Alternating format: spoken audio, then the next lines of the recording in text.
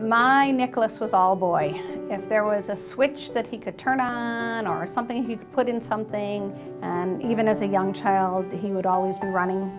He loved all that. He loved sports. He wrote for his school newspaper.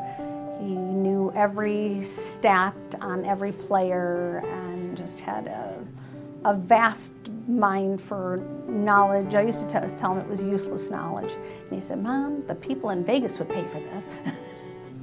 I'd say, "You're probably right." When my daughter was born, she was born with a congenital anomaly and required over 20 surgeries. And somewhere along that time, we saw a doctor who said that she would benefit from an ankle transplant.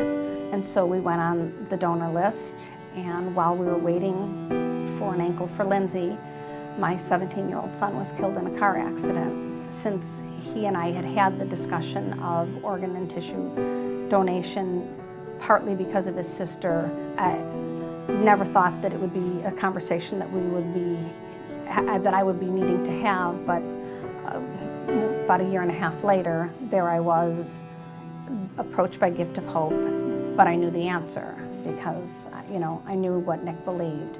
So the importance of having that conversation, even if it's just, on the surface, you just get to find out what your child's feelings are on this, and we discussed the importance, and we talked about how Lindsay was on the list, and there we were looking at things from the opposite side. We actually even tried to see if his ankle would be fit for Lindsay, but it wasn't. It was the wrong size.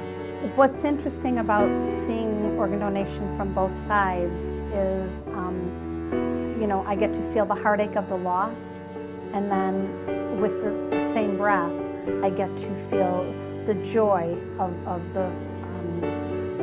the receipt of the transplant. So, and although for Lindsay it wasn't a life-saving, it was a life-changing event. So I see the full circle of it. It reaffirms to me that we did the right thing for Nicky, and we honored him and his sister, and we gave hope to others, and again, just honored his legacy. So.